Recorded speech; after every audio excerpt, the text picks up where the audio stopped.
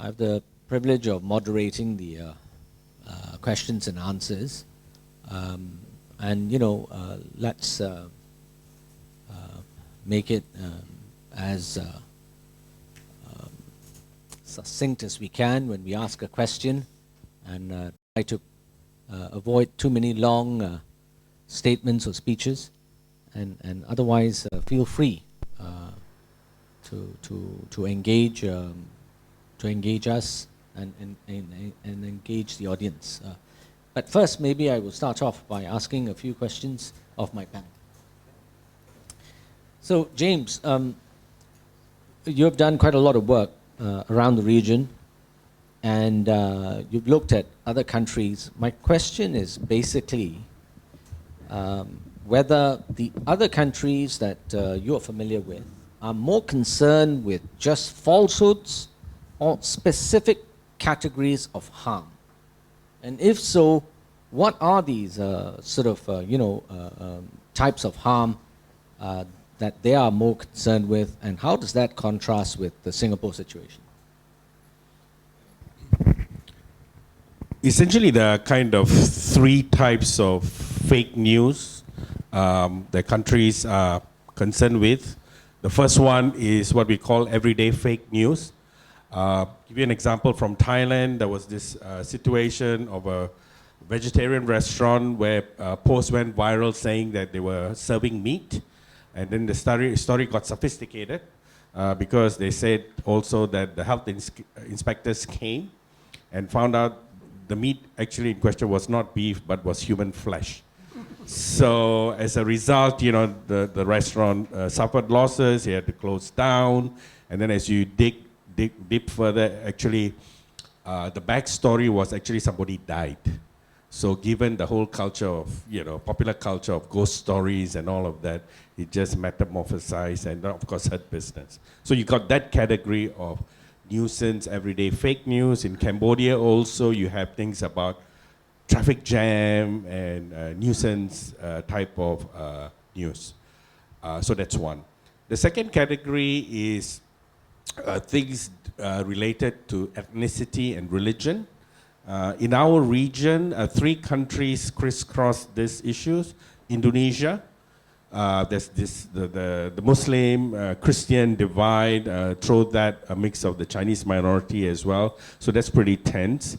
We're also familiar with Myanmar, with the Rohingya issue and the larger sort of anti-Muslim sentiment. You have also similar issues in Malaysia that are, sort of cut along race and religious lines. If you go further up in the Mekong area and a touch, also we have anti-China, anti-Chinese sentiment. A lot of it motivated by, development, investment, one belt, one road, where people feel their traditional lands are being taken without compensation. So states also, because they're doing business with China, right? So they don't want their citizens and affected community to sort of attack China or Chinese nationals and all of that. You get a lot of that happening right now in Laos and Cambodia, which takes in a lot of Chinese investment. The third category is the largest. In our discussions in the region, focus group discussion, and just general roundtable sharing, bottom line, the biggest fake news area is politics and political criticism. So these are the 3 areas, 3 types of fake news. I think, therefore, Singapore broadly also falls into that category. And then how do they approach it, right? Because the states want to introduce legislation to control behavior. So they will always begin with wanting to maintain social harmony, to control hate speech, mostly along ethnic, racial lines. So they begin the articulation by saying, this is the reason why we want to introduce laws to control free speech. And online in particular. And then the other reason that they give is actually reputation management or the protection of government institutions and officials.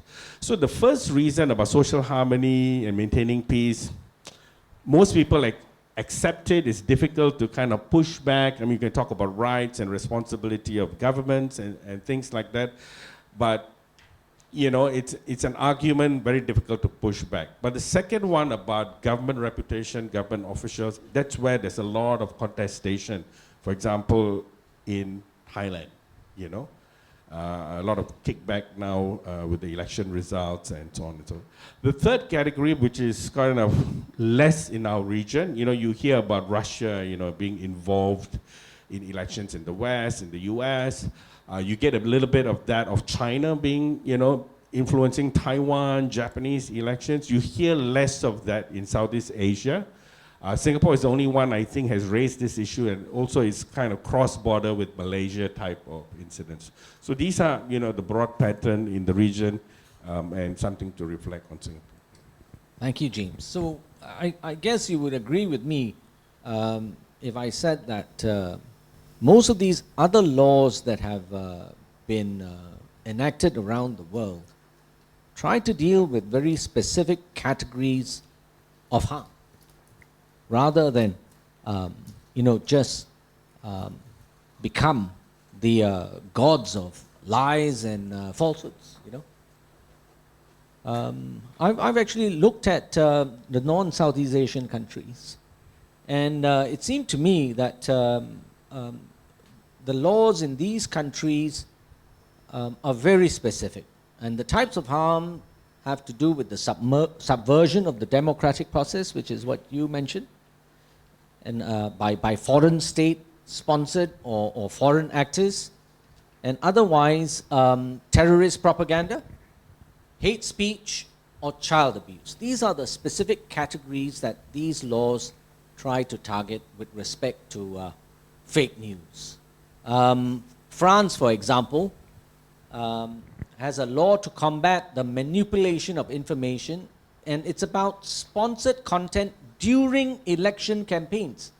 The law only applies during election campaigns. And it is really to stop foreign actors like what happened, or at least what is alleged to have happened in America. So in Germany, the law requires social networks to promptly remove banned content, which is mainly hate speech. And the onus is placed on the social media platforms to delete obviously illegal content. And this goes to your point.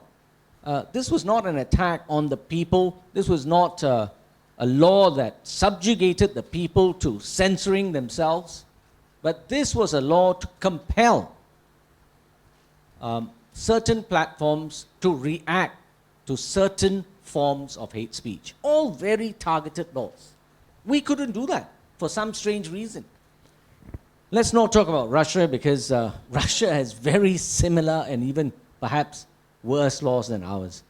Then you have Australia, and Australia wants to legislate new laws aimed primarily at preventing social media platforms from being weaponized by terrorists. And this is because of the New Zealand mosque attacks. So it is about terrorist propaganda, it is to stop terrorist propaganda, and it is to oblige, again, the platforms to do something in a timely fashion. So, well, the UK and the EU are considering laws to regulate specific online harmful content, such as terrorist propaganda and child abuse. Our law is not the same as these other countries' laws. That's what I wanted to make, the point I wanted to make by this discussion. So now I open it up to the audience and to ask you whether you have any comments about this law before I ask Brad to keep us going. Anybody wants to talk about whatever we have said, or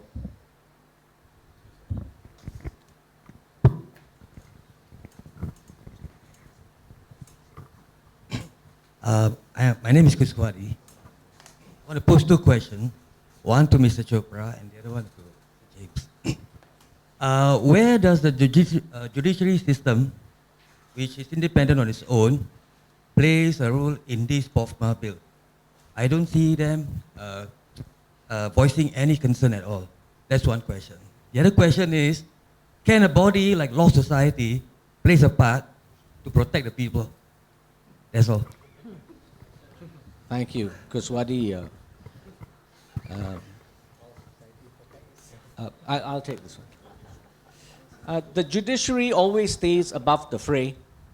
The judiciary never offers an opinion unless there's a case before the judiciary or there's a select committee hearing which involves the judiciary. So, no, I don't think you can fault the judiciary for not offering an opinion on POFMA. They might. When a POFMA case comes to, before the courts, we might see remarks that either dismay us or encourage us. As to the Law Society, well, there is a provision, Section 38, I think, of the Legal Profession Act, which prevents lawyers from commenting on legislation unless invited to. There were, however, 2 lawyers who senior counsel who I think were probably invited to raise their concerns, and they had concerns, and this was well publicized. I hope that answers your question. I just want to add a little thing here. Again, many people may not have read this. An appeal may only be made to the High Court after the person has made an appeal to the minister first that made the judgment against them. And it's open-ended. So the minister can, first of all, become the judge and decide, is it fake, is it in the public interest? Then he can order something against you. Before you can go to the court, you have to appeal to him to say, no, it's not. And it's no time limit. So he could sit on it for the rest of his life. And then you would never have access to the court anyway. Now, of course, politically, there's the point where people are going to start saying whatever. And also, during that time, you still have to comply with his direction. So there is very limited, although they say the final arbitrator is the court, how are you going to get to the court? And when you do get to the court, they're also limited on what they can rule and the way they can rule. And it's all stated in the Act. So for those of you who have a read of it, just have a read of it. This basically makes the minister judge, jury, executioner. And it virtually makes it impossible for you to get to the court, even though they say technically in practice there is a way. Really in practice, it all comes down to the minister whether you actually get access to the law or not.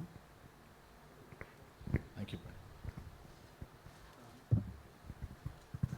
Hi, Kush. Okay. Is there a second person? Go ahead. Okay, Kush, I thank you for bringing up the point about the New Zealand terror attacks and the laws in place for fake news on the Harmony side, right? So I think from the recent survey, I think conducted by the Institute of Public Studies, Policy Studies, it says that the youth today are more keen to have religious issues or racial issues to be not regulated by laws. Instead, it's supposed to, I assume, the more likely thing that they want is to have this thing talked about in society. So should we even go down the path of making laws for harmony issues? Yeah. Thank you.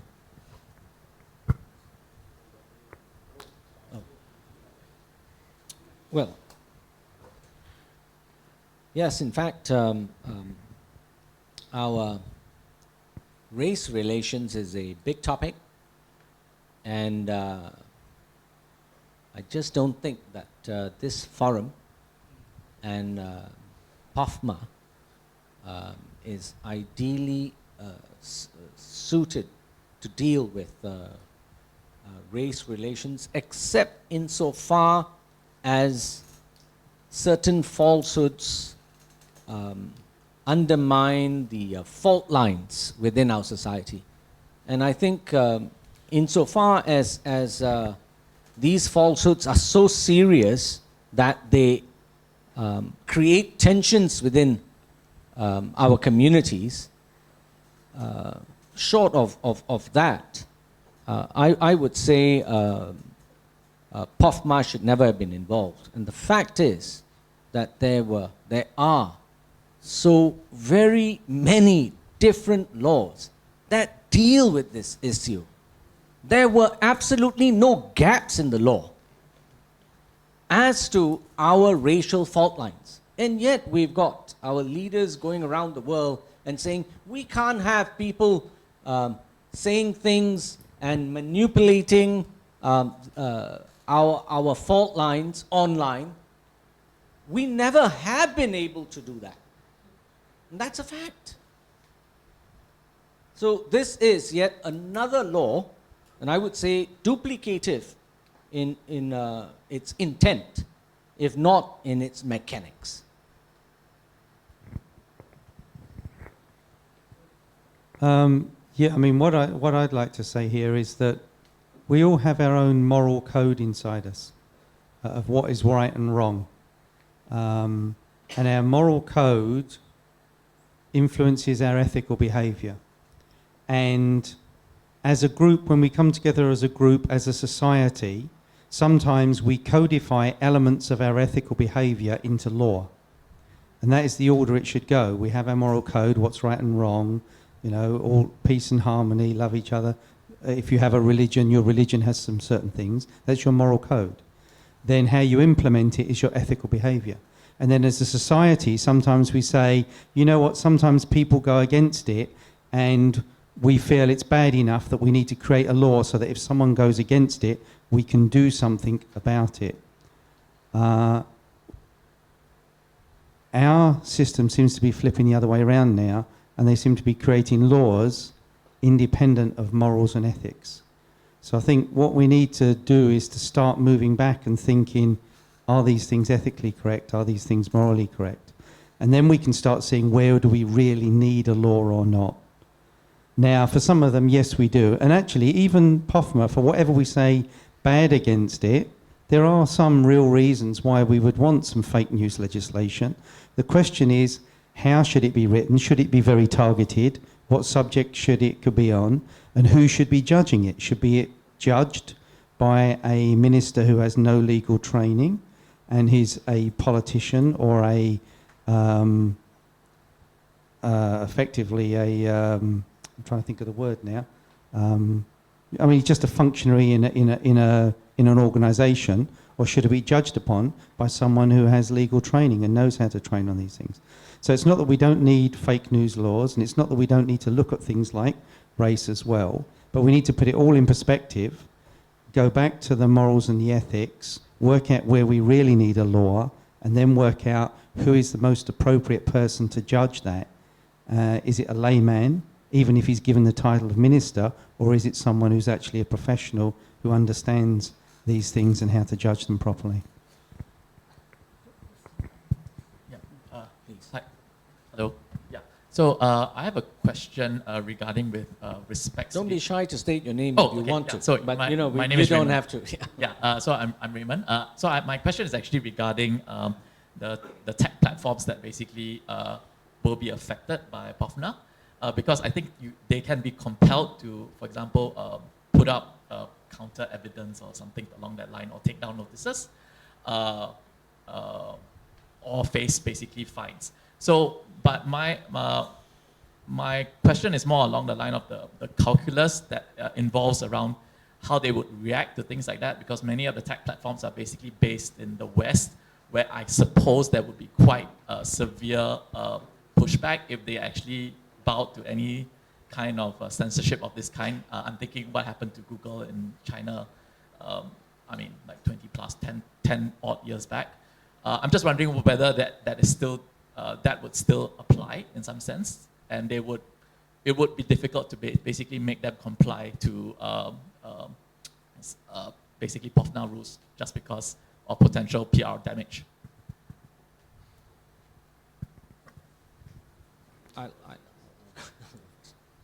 Well, Raymond, the question of tech companies and their views as to the necessity for fake news law was well canvassed during the select committee hearings. And their views were quite clear. They were against it. They felt that existing laws were sufficient to deal with falsehoods. Many of them brought up the Telecoms Act and said online falsehoods are clearly dealt with by that act. But having said that, our political leaders do have a good point about the tech companies. Short of a law compelling them to do something, they were a law unto themselves. And they actually would not be able, in many instances, to take down something because of a corporate policy, you know. And many of them would be informed by their own values, which and their own value judgments, which may not apply to our particular society circumstances. So there was valid concerns, and giving the minister the powers, or the law the power to compel the tech companies to do certain things at certain times is not entirely a bad thing. But the extent to which and the amount and the breadth of the powers that they've given themselves under the law is in many people's opinions just excessive. So how would they react and what the PR calculus will be for us and for them, that is something of great speculation, and I wouldn't want to speculate. So that's my answer. I mean, for me, at the end of the day, it's all political. I mean, you just give them a political response, and that's it. I mean, we can debate the bill, the niceties of that, but, you know, come elections day, that's where you give it to them, right? And that's what this bill is all about, right? Because they want to, if there's a momentum against them in the electoral campaign, they want to dislodge it. So this is where they will use the bill. So it's really, you got to bring the fight to them and push them up. I mean, the Malaysian experience tells us, right? I mean, Najib, you know, when Mahathir was campaigning against Najib, right? Just one thing: Najib pencuri, Najib thief. That's it. That was the campaign. That's the video that went viral on WhatsApp all the way to Terengganu, to Kelantan, to the UMNO Hut base, and that, you know, pushed the campaign. So I think we need to kind of make a distinction between and kind of an intellectual, legal debate, and that's necessary just for discussion, but there's also the political response that needs to be organized and fought out, and that's a bloody fight, you know, and if you want to move forward, you know, there should be, you know, a certain category of people and risk takers who need to do that, right? And if you look in our region, and if you look at the case in Thailand, that's happening, right? So I think that's where we are.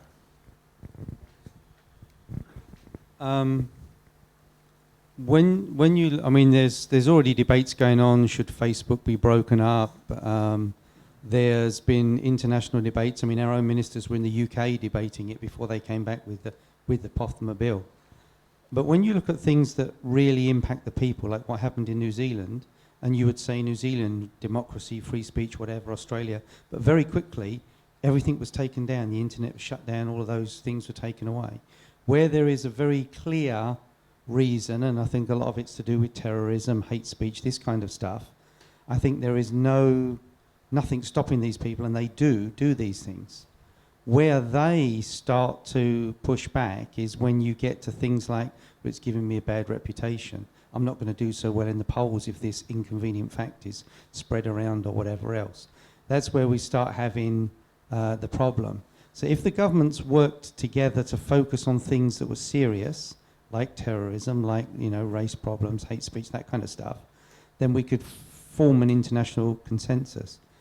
When you have it like this, which seems to be much more politically focused, when you have things like public interest and the way they couch it, then it gets very grey.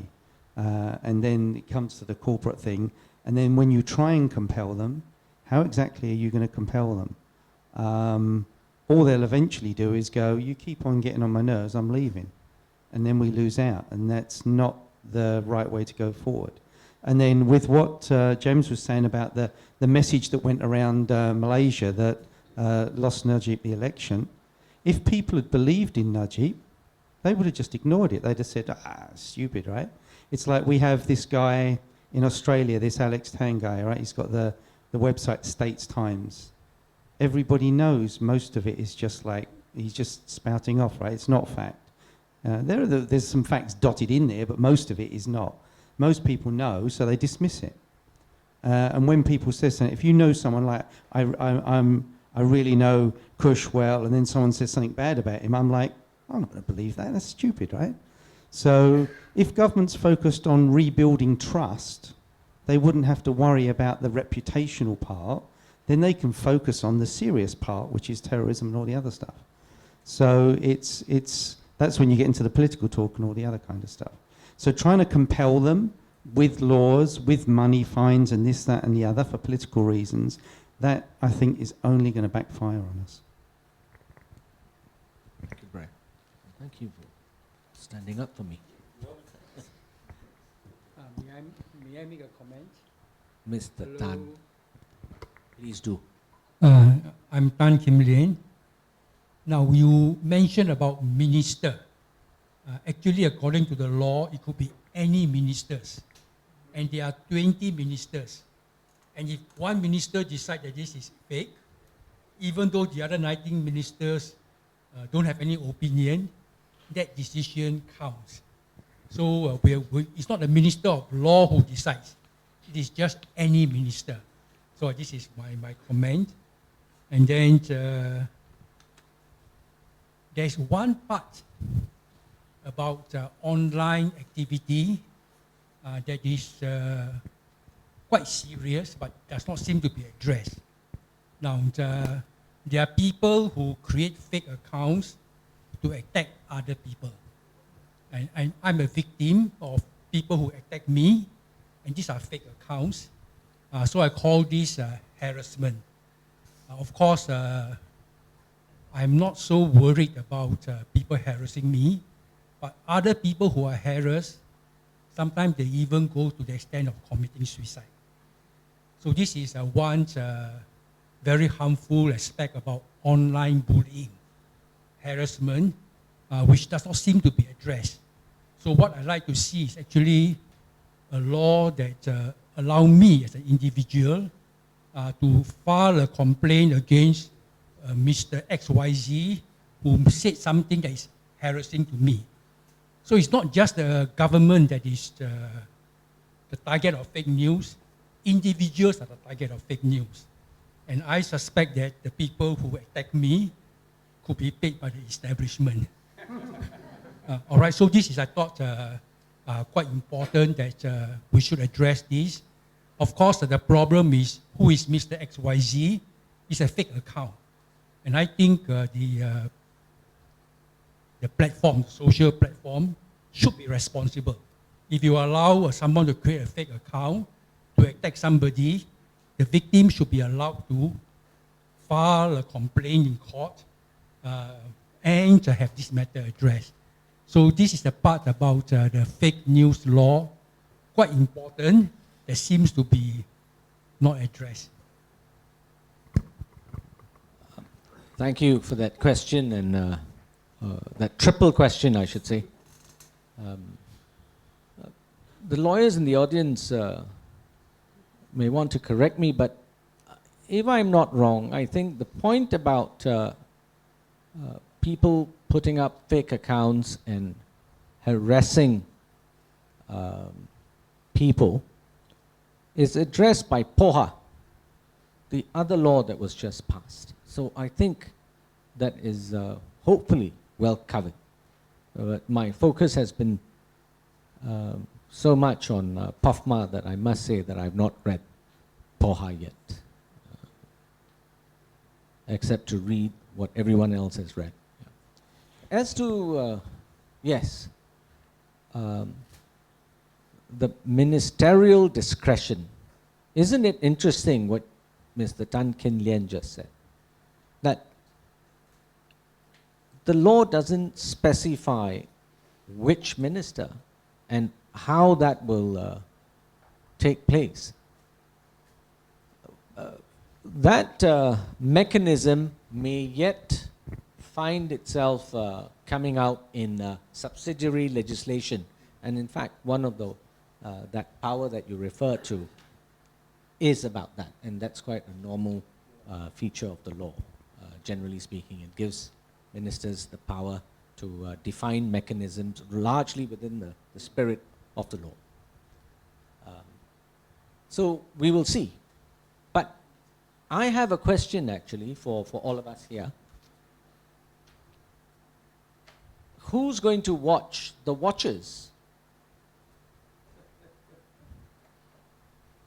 And does POFMA exempt ministerial falsehoods? What are the remedies of the public if one of our ministers is guilty of a falsehood? The general rule is that the government is not bound by the laws that it passes unless it makes itself liable. And I must say that they did not make themselves liable under POFMA. So that's something to think about. So. Yeah, well, this goes back to what is a real democracy, and one component of which is the rule of law equally applied to all. If we feel that something is of such serious impact on our society that we need a law to regulate it, that law should apply to everyone within the society, whatever role they're playing within that society. So even though you have the title minister, you're still a member of the society. And surely you should abide by the same rules that everyone else does. What does that title make you that you can be above the law? You know, you have to say, and like you said, and all of this is very one way. You know, if someone starts, as you mentioned, the minister, and I mean, in my speech I talked about Charles Chong and the Pungal East election, start to throw around facts and things that will influence an election that are false, what recompense do you have? You know, I mean, if they are specifically slandering you, then you can use slander, this kind of stuff. But the falsehood stuff, I mean, that's one of the reasons we needed it, is because there were gaps for some areas, but it should work both ways. And then who does the public go to say, hey, that's an online falsehood? The minister? Oh, you're telling lies. No, I'm not. What do we do? So, yeah, I mean, there's massive, massive gaps in this legislation, because any law for our society should be for the good of all of society, and it should work for everybody. Both we have to obey it, and we can appeal if it's broken against us. For me, I still circle back to the politics, right? I mean, ultimately, you know, I think one thing we can kind of look out for is how much more that the Lee siblings will say online, right? And the type of, you know, documents or counter narratives that comes out, right? So I think we want to watch that space as well, because that has definitely a significant political impact. We also need to look at what kind of information comes out about linkages to 1MD, right?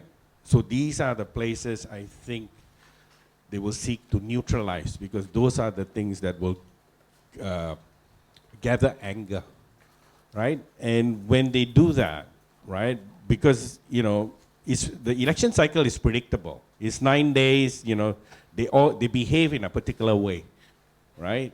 So that's what they will try to do. And as the net result is, you will feel cheated of the electoral process, right?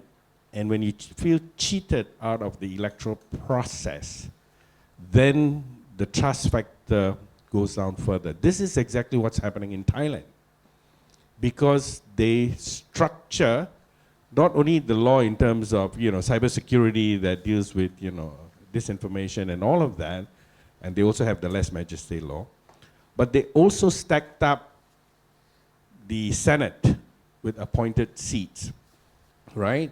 So at the end of the day, right, you go to an election, you spend state resources, you play the game, and then you're still left, you know, unsatisfied because, you know, it doesn't capture your aspirations.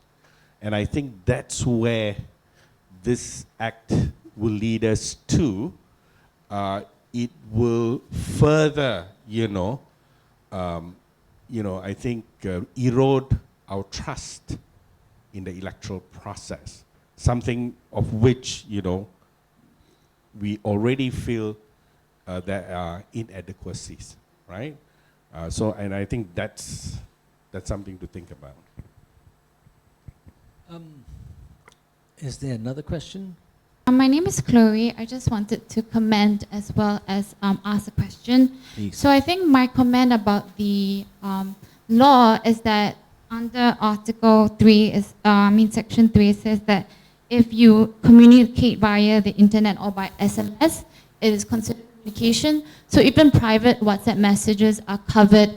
And even though Minister Ong Ye Kung said that, you know, normal coffee shop talk wouldn't be included, I think it really instills a fear of, let's say you receive a video that is actual accident happening, or maybe like I received a video of Jewel Changi with like rain coming down or sprinklers, and I forwarded it because I thought, you know, I wanted to tell my friends not to go there because there was a sprinkler incident. So then I think it really prevents people from helping others and telling people out of their own civic mindedness the issues that are happening around us.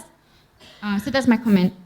And then I wanted to also ask the lawyer in the panel as well, because in terms of judicial review, do the applicant need to have locus standi in the sense that he or she needs to be the effect of a correction order in order to bring a judicial review? Because under Article 14 of our Constitution, it says that we, every citizen of Singapore has the right to freedom of speech and expression.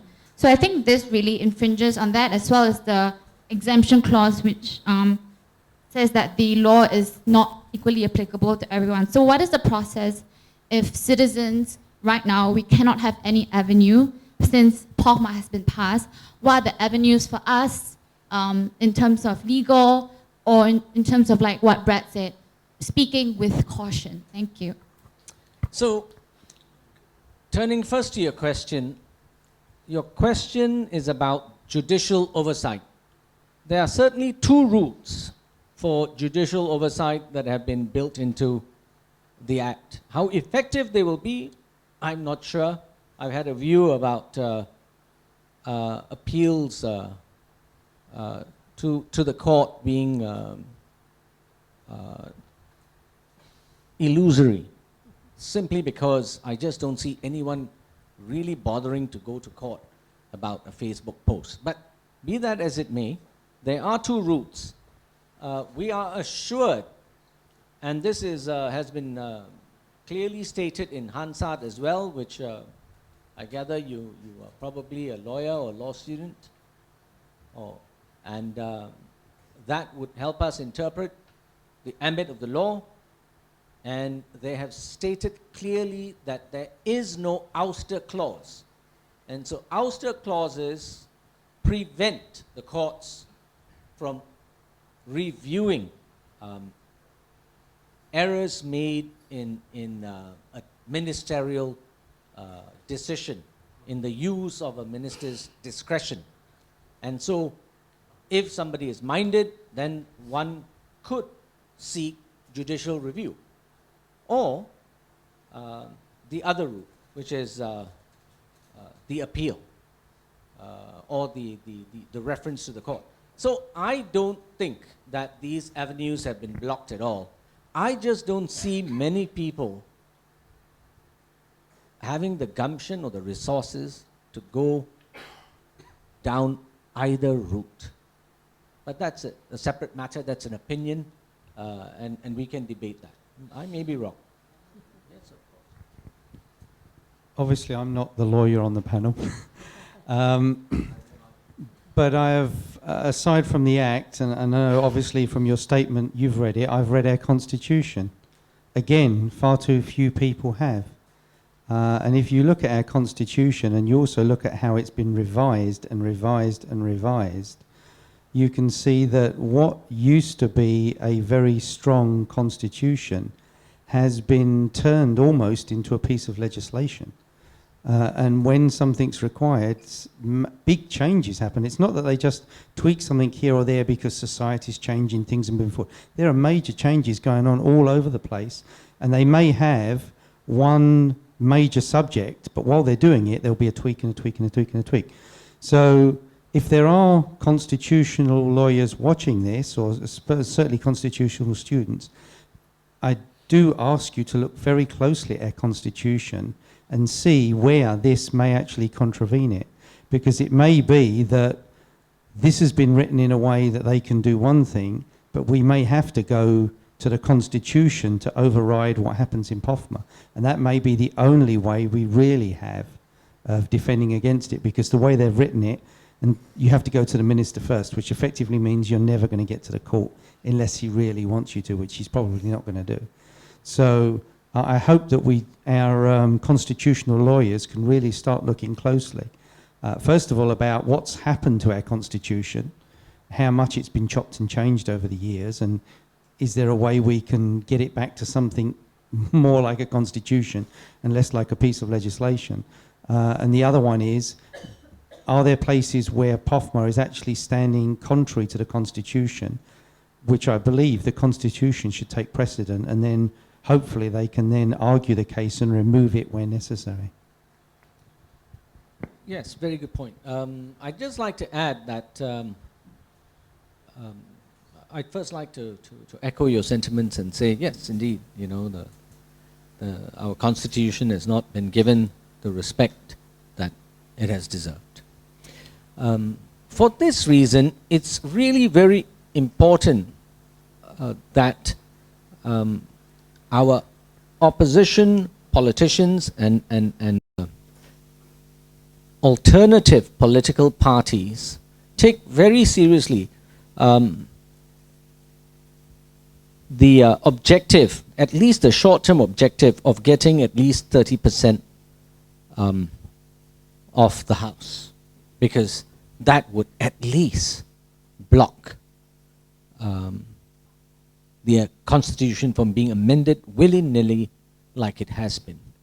Obviously, my personal aspiration is that we change the government.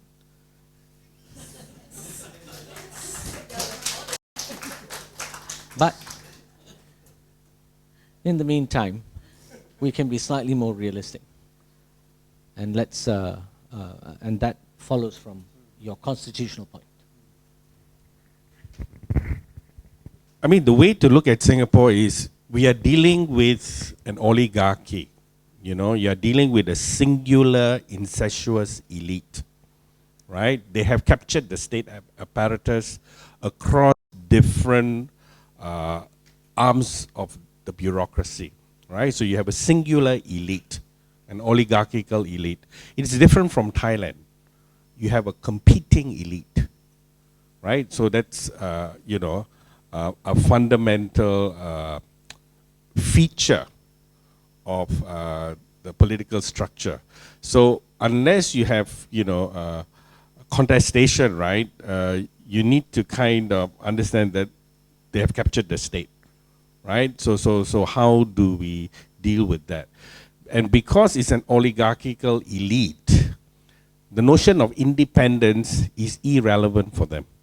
So for them, if you look at their statements that they make at the UN in the, last few cycles of the UPR, anything to the establishment of the Independent Human Rights Commission, they will reject. Proposal to set up an independent election commission, they will reject, right? So that's the feature, and I think that's the disease we are dealing with, and we need to sort of, crack through that. I'll ask Brad a question while you compose a question and think about it. Oh, there is. Okay. Sorry. Please go ahead. Yes, thank you. It's me.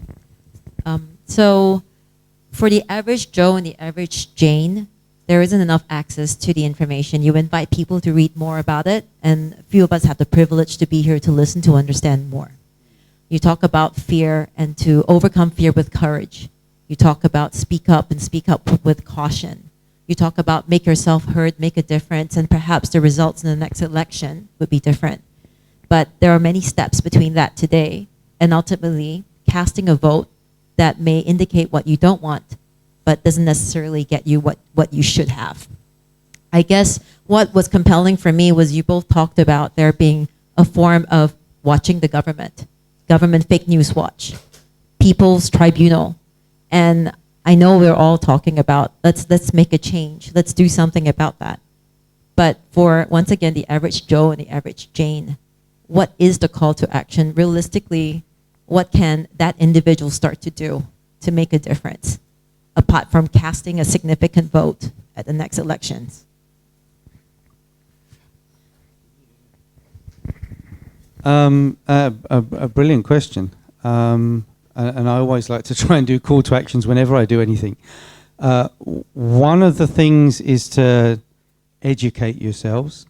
So when I say educate, I'm not talking about your A levels and all the other stuff. Really educate yourself, which means you start looking at what are the laws and things at a certain level. At minimum, I think everyone should take a moment to have a look at the Constitution. I mean, you don't need to read it and understand. Just take a look at it so you know, like, wow, what this is, or like this. Just take a look at it. You don't have to read it all the way through, but like, whoa. Whenever they talk or say something, educate yourself about it. Just don't take it at face value. So self-education is one. Obviously, communication, talking with each other, and if there are things you don't understand, asking people to help. Because at the end of the day, everything comes down to be an active and aware citizenry, which means to be active and aware, you've actually got to do something rather than sit back. What I've noticed, that even when people come to me and talk, they're talking about stuff, but they've heard about it, but they've not actually studied it or researched it or something. And it does take time and effort. It's not going to happen overnight, and you do have to put a little bit of time and effort into it. But if you don't have a plan for your life, they say, someone else has. And we know that the guys inside that parliament have a plan for us. So if we don't start doing some research, that plan, we're not going to be able to do anything about it. Right? So, yeah, definitely education, that's the biggest one. Whenever they talk about a topic, okay, I'm going to research that topic. One big one for Singaporeans, learn your real history. Right? I mean, I've been here 35 years now, and I knew some things about Singapore before I came. I learned a whole new load of stuff when I first arrived. And over the last 35 years, I've realized that everything that I got in those first 4 or 5 years, that wasn't Singapore's history. And I had to go, and even now I have to go outside to get Singapore's history because it's really not taught here. Try and learn your history. We're not 200 years old, we're 700-800 years old. You know, we have a very strong Malay root. We're very connected to Indonesia and Malaysia. These things, we should understand these things. As Singaporeans, we've always been multiracial. It's not since 1965 under one political party we've been Singapore.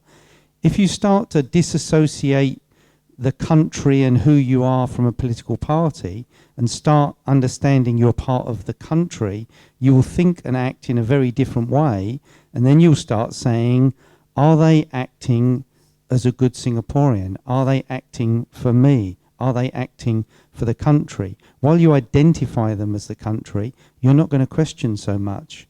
So learn your real history, educate yourself on any laws and things they're going to do, and start sharing it with your friends and talking. Thank you. Yes, good suggestions. Yes, please. My name is Chandra Mohan. The whole history of Singapore, actually you have to look at it, and I think there's been quite a lot of emphasis on this particular piece of bill. Today it's still a bill. It is not an act yet. You need the assent of the Presidente.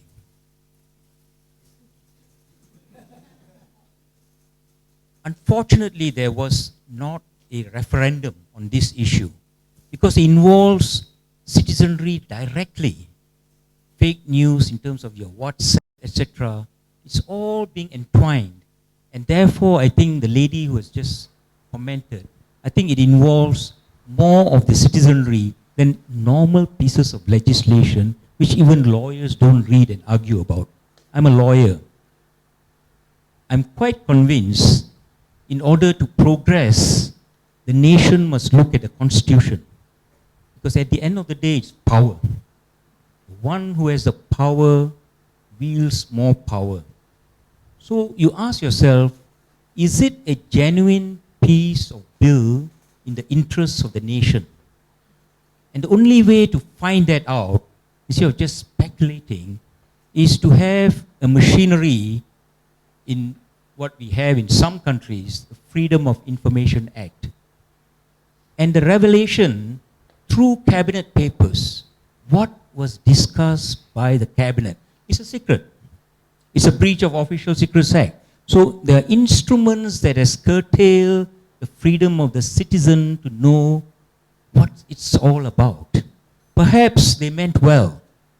Portions of it they meant well. It is the powerful corporations versus the state called Singapore. And they want to set an example to the world at large because the world is also faking.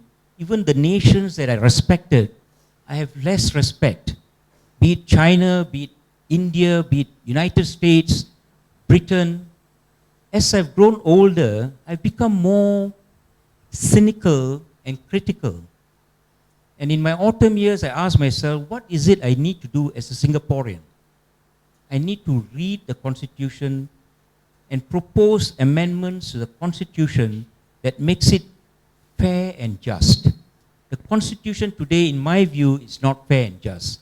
This piece of legislation may not be fair and just. A minister deciding, it's noble, to an extent.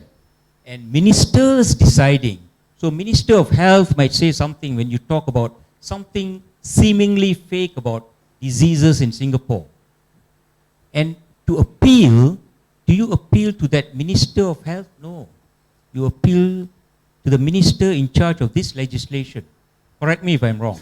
So it is Minister for Home Affairs or Minister for Information and Arts. I'm not sure.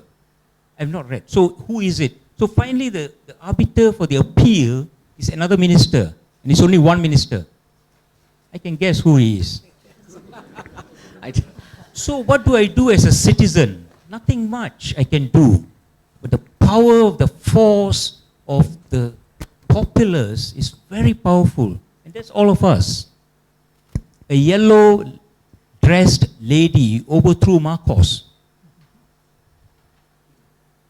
Aquino perhaps had the military assistance. Here we can't, you know.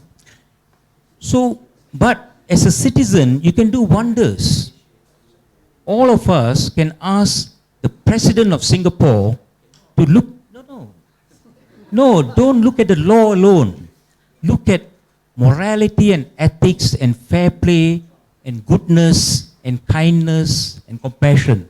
These are values that would be sacrosanct and cannot be replaced, not even by pieces of legislation or the Constitution. So what I'm trying to say is, whilst we have all this, I think you need to reflect, And the mass media and the press and all got to be questioned. And they should be asked to explain a lot of these things also. So at the end of the day, there's a lot to be done. Most importantly, search yourself and what is it that you can do as an individual, as a group, as an NGO, and the power must be slowly disseminated to all at large so there is a fairer society for all of us. And it's a mammoth task by the gentleman who said it takes a long time.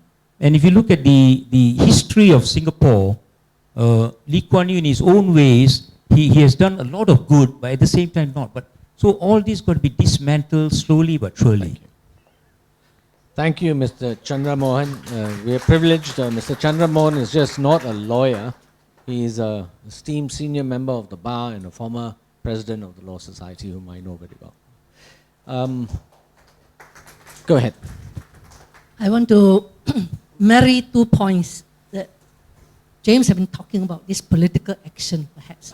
Same to the young lady asking for action. I'll come back. So I have one simple action stimulated by what James said in Malaysia. Najib Penjuri.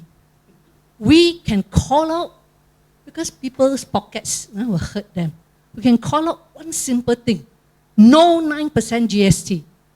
We sign, we make our parents understand, our relatives who do not know, we sign this online poll. And we gather so many signatures and such a high percentage. I can't imagine the hawkers not agreeing to it. They don't have to fear. You tell them, right? So many are signing. So a simple call, no 9% GST, which will probably be slapped with after the next election. Thank you very much. Well, I will come back to Mr. Chandra Mohan's points, which are very important, but we'll take another question first.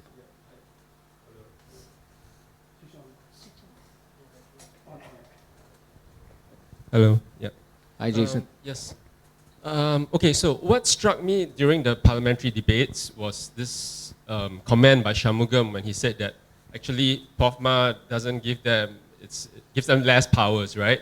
And then he brought up the Broadcasting Act, which, if I remember correctly, says that they can already take down whatever they want. It doesn't even have to be fake. It just has to be against public interest. So that's under the Broadcasting Act. So I bring this up because, you know, POFMA gives them the power to determine what is fake and what is not fake. But even without POFMA, they already have this power. So essentially, it comes down to the control of the media, right? The fact that the TV stations has been under their control since 1963. The fact that there's a newspaper and the MPPA, which gives them control over who owns the media companies. So I think that is the real challenge we have, you know, how to overturn this monopoly that they... And when I try to confront this question, this monopoly that they exercise over the media, and I feel absolutely disempowered. It's like, where do I even begin? The MPPA and the fact that, you know, they control all broadcasters. And okay, so I don't know if that's a question, but whatever. So my second point is really a question for Mr. Boyer. I believe that in your early years, you used to work with the PAP, right? Yeah, so my question is, can you maybe describe the kind of, your experience there? I don't know if this goes beyond the boundaries of this debate, but maybe in terms of the kind of false information or fake news that you did encounter during your experience. Thank you. So I would just respond to the friend, the first part of the question.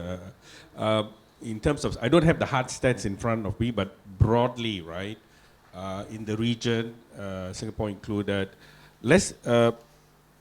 people consume less than 1 hour on TV, even lesser on radio, and about an hour or less on print media. And all of these are dwindling, right? So the volume of information consumption is over social media and over mobile devices. And about 10% spend up to 18 hours a day, right? If you go down below But 30-40% spend 3 to 4 hours. So, and things moves fast. So what the states want to do, right, is to have control over the viralization of information that doesn't suit their purpose. And they say they want to have quick action. And the starting point they throw is harmony, because they don't want disruptive, situations in society, especially in Southeast Asia, where we are so multicultural because of our the colonial experience and cross-border movement of people. So that's why they want this extra tool, right?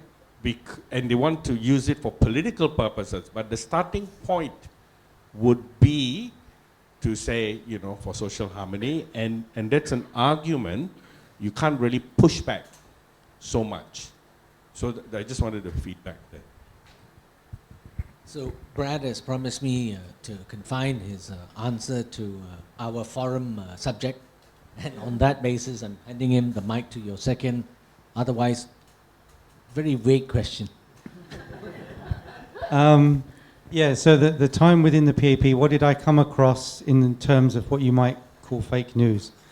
I don't know if it was fake news, except for the whole section when they briefed us all about AIM and Workers' Party and everything before the 2015 election. And I didn't know the details then, so we were just being told this is information, this is what you should talk about. So that may well have been preparing us to spread something that was not appropriate.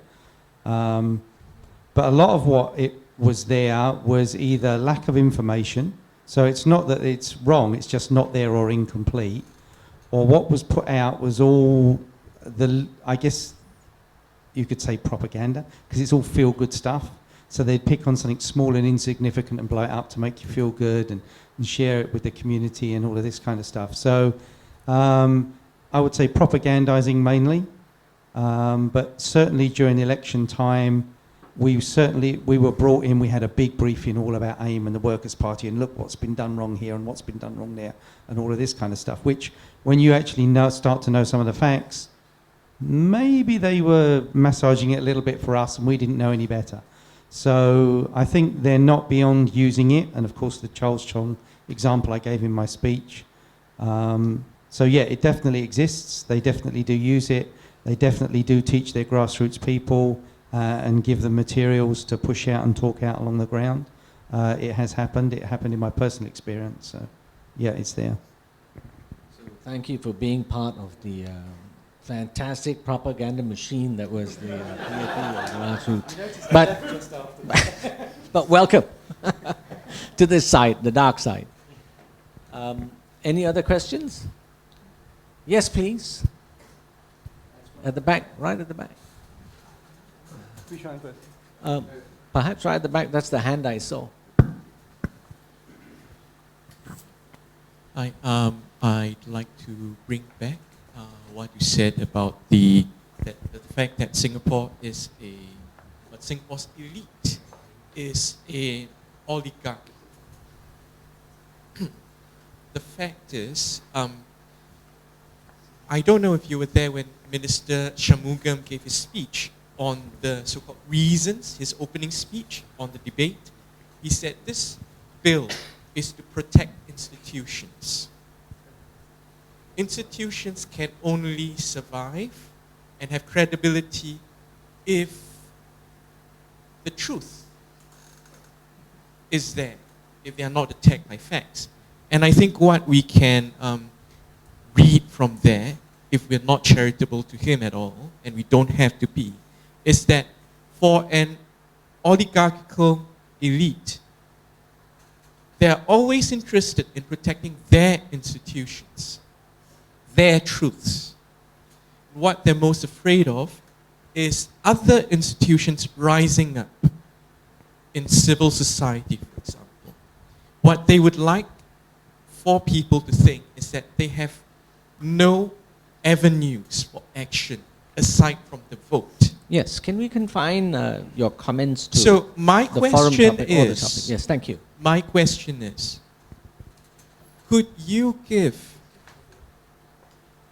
some suggestions to build institutions outside of this oligarchical system that the ordinary Jane and Joe can help create and participate in. Thank you very much. Well, this brings me back to Mr. Chandra Mohan's point, because that was equally something that he was talking about. He talked about the Freedom of Information Act as a kind of a conduit for trust and a conduit for transparency. He talked about his personal wish to review the Constitution because there are aspects of the Constitution that concern him. And he otherwise basically wanted us to ask ourselves what we could do as individuals. My answer and my comment on your broad comment is yes to all three. We should have that. We should have the sort of institution that you talk about within either civil society or formally through legislation like the Freedom of Information Act.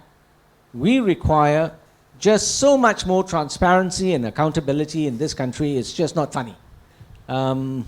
We are at near zero in the on that index, and we can only do better. And so yes, to both comments compendiously. Any other questions? Yes. Sorry, just one quick thing on that, and it was something I opened with. Right, there are three things that that societies can do to maintain a democracy. One part is the awake and aware citizenry. One part is the officials running whatever the laws and rules they have in a way that's good for democracy. And the third is that the political class, in our case our oligarchy, create a legal environment that is commensurate to a democracy. Of course, at the moment, that one seems to be not working appropriately for us. So that takes us to the other two. Where we as individuals can do something is what I said earlier about making ourselves aware and communicating, but especially because Singapore is very small. So it's not like America with 300 million people. There's 3.5 million Singaporeans. Everyone knows somebody. So, and everyone knows somebody who's working in the government, who is one of those officials, who is implementing those laws. So we should all talk about what we think is right, what is morally right, what is ethically right. Forget about the law component, just think about what is morally right, what is ethically right, and then go and talk to Uncle Ong and say, Uncle Ong, you're in this department, do you think it's morally and ethically right for you to do X, Y, and Z? If we all start talking to each other, especially to those people who are involved in the government, that will influence their behaviour. They cannot ignore it because if you think about how many, we have 170,000 civil servants, 89 elected MPs, 20 ministers, 3.5 million people.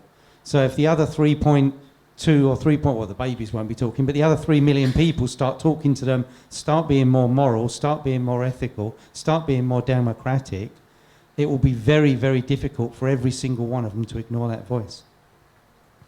Thank you, Brad.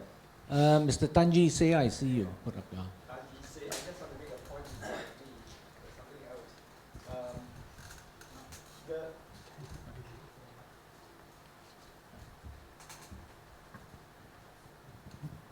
else. POFMA is already a done deal, all right? So no point helping couple. But what we need to do is I'm quite certain that a lot of people have turned cautious and are not sharing or not commenting on Facebook or on social media. But what we need to do is to tell people not to be afraid, continue to post whatever views, but maybe there should be a guideline. I don't know who will do the guidelines on what to do and how to avoid being hauled up, You don't want to be hauled up, fine 2,000, have to wait another 5 years to participate in the election. So tell us, maybe as a help, guidelines, publish a set of guidelines, what to do. Publish a list of guidelines on what to do for the rest of us right, who are not lawyers, how to avoid being caught by this POFMA. I think that will be the greatest contribution. I think maybe TOC might publish or whoever might publish a list of guidelines. Then we can follow those guidelines and continue to give our views unrestrained. Right. Thank you. Thank you for your comments and suggestions. And I'm sure that somebody should, either the government or I'm sure somebody within one of the civil organizations will do that. Yes, Mr. Tan, or yes, Mr. Tan Chi Sing first. Well, you've asked a question just now. If you don't mind, I'll allow somebody who has not asked. We have not much time left, so we're all going to be a little bit more brief and a little bit more. Just a follow-up on Chandra Mohan. Point. Yes, please, Mr. T. Singh. Said the law, I mean, this bill is still not law yet. What if, in the next week, the President of Singapore received 500,000 signatures to ask them to store this law, to look at all the issues that have been discussed. If we can have, say, a petition, what will happen if, let's say, the President received a petition of 500,000 people? Workers' Party raised $1 million in 3 days because the people are angry. Right? So I think getting 500,000 people to get this law, and even if the President decided to continue signing the law, it will be our political response to them. Thank you. I would be the first to sign that petition, but I'm not sure how effective it would be. That's the answer. But yes, I think nobody is going to stop anyone. I'm just not sure. Thank you very much. Mr. Chandramohan. Well, no. I think you can try your luck on that. Just one point. But I think the president will have to sign. But I'm saying that theoretically. But if it's not signed, then it's a constitutional crisis between the cabinet versus the president. Yes, yes. And that would require I think a reference to court. The test for me, I forgot to say, just is yes. If it is genuine and it's in the interest of the nation to have such a piece of legislation, not modified at all, make it effective after the next general elections. It is a test of your truth and your genuineness. So if assuming the elections is September this year, yes, or early next year after Chinese New Year, I'm just theorizing. I've not given permission yet, but but you see, that's where it shows the genuineness of the leaders vis-a-vis the citizenry. Thank you, and Mr. Chandramohan. I would be convinced by that. Yes. Even more, Thank so you. I think these are areas that need to be addressed. Point taken, and I think that. Thank you. Point taken. Thank you very much. Sorry to cut you short. In short reply, I would say that could also be a part of a reference or a petition that you would speak of. And many people have actually brought up the point about sincerity and postponing this legislation, but it has fallen on deaf ears so far. But you never know. Yes, please. Hi. Okay. Yeah, me again, Raymond. So I actually wanted to ask a question around the question of virality. Virality. Yes. Yes. Because from my point of view, it's actually going to be very, very difficult to figure out who actually started the viral campaign without basically the support of the platforms involved, especially those like WhatsApp, which have end-to-end encryption. So my question is, basically, is it even possible to even acquire evidence that you actually sent the message if the platforms refuse to tell you that information? And does it even violate privacy by actually going through the list, working backwards to the person who started that chain? Is that even possible to even compel using current laws to compel the platforms to even take out the information and give it and use that as evidence? The short answer to your question is yes. Terry?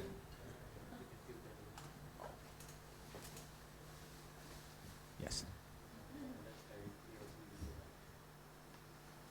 I'd like to answer what Raymond actually said. See, under this law, right, POFMA, Section 7 means this is like there's a criminal element. So the thing is, right, to answer Raymond's question, POFMA, this act, Section 7 means, indicates that, let's say if you have deliberate or possible means of knowing that this is falsehood that you're spreading, and you spread it, and communicate is actually one-to-one. Meaning, right, say you spread something to WhatsApp to your friend, and that is false. So if the government or AGC decides to prosecute you, right, you can actually stand to like go for jail or fine, etc.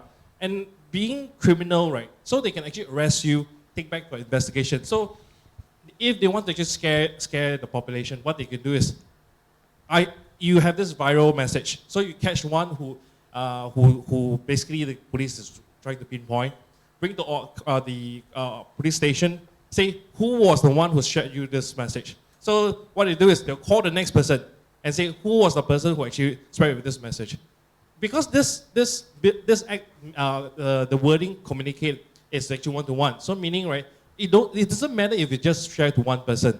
You're already in offense. So you could actually just share, you can actually just trace, ask everyone, go to the police station, and then track to the ultimate person who actually started the original track. So it is possible because of the law, the powers that's vested in this POFMA. Yes, but that actually sort of answers your question, and that brings up another short point that I want to make about private encryption and private messages, which is that you need a complainant. At the end of the day, you need somebody who's unhappy about that WhatsApp message to highlight it to somebody, you know, unless they're listening in, or unless they're listening in on the messages. Well, that's a different story. But theoretically, you need a complainant. So I hope that addresses both your points. Thanks, Terry. Anybody else? I just wanted to respond to and conclude. And then both of you can also make final remarks. And the lady who talked about fear and what can we do? First, you can recognize it for what it is. That it's irrational. It's an impulse. It's fear. Second, you can call it out and say that you are fear-mongering and you're just trying to scare me. And you are making me afraid about my well-being. Third, you have to be brave. You must be brave and have courage. And that is what you can do and what we should do. And on that note, I finish my remarks and I'll hand it over to... I wanted to just sort of touch on a couple of points that were raised. On the independence of institutions, I don't think they are constructing institutions because they are trying to, you know, waddle back by saying we don't know what the next government would do. So they are not building institutions because they say we are good people, right? We do the right thing. So I think that's one observation to make. There is all these laws around the region, right, does have an impact on behavior. First, over platforms. So a lot of people are moving away from Facebook. They use it only to listen and watch what else is going on. A lot of people then move their communication to WhatsApp. So you find across the region, right, the balance of WhatsApp users is getting higher compared to Facebook. So that, I think, is an interesting observation. So I think, secondly, is people are withdrawing.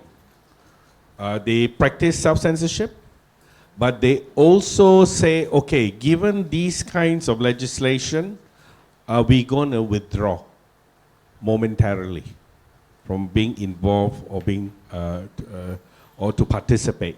So you have that kind of impact happening across the region. So it's not so much about freedom of expression per se, but it also impacts, you know, democratic practices and institutions. And one of the victims, one institution that is becoming a victim here is the electoral process. and we have evidence of it around the region. And the question to ask is, what impact would it have on the Singapore electoral process? And I think that remains to be seen. I agree. Thank you. Okay. So as was said just now, this is pretty much fait accompli. It's going to be around. It's going to exist. So we have to understand that we're now in a post-POFMA world. Right? It's a new world. Something I said a few times this afternoon. We need to go back inside ourselves. What is moral? What is right? What is right? Right? And ethically, how should we act? Individually, we each have to start searching ourselves. As a member of a society, are we here to eat, work, sleep, die, basically, or do your own little thing, or are you here to be part of society? If you're here to be part of society, part of that is you have to have some self-responsibility. We can't always say, let the government do it, because now we know what the government's doing, so we have to start doing it ourselves.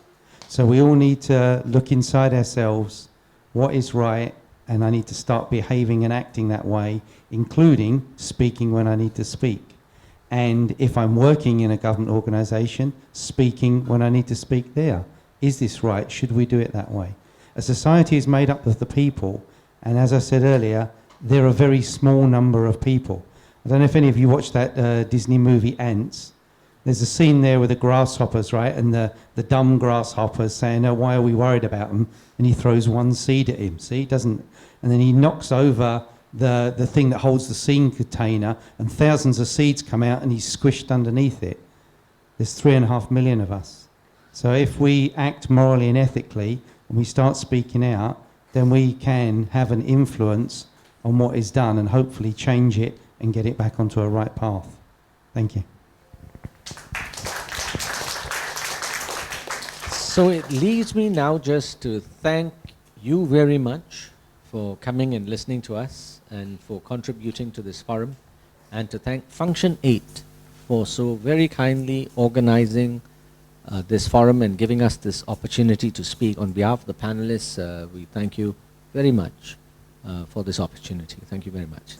Dr. James Gomez, Kush Chopra, and Brett Bauer, and all of you for attending this Saturday's event.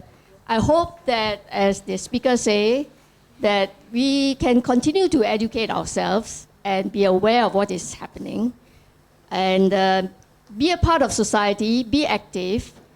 I think activism is a rent that we have to pay when we are still alive.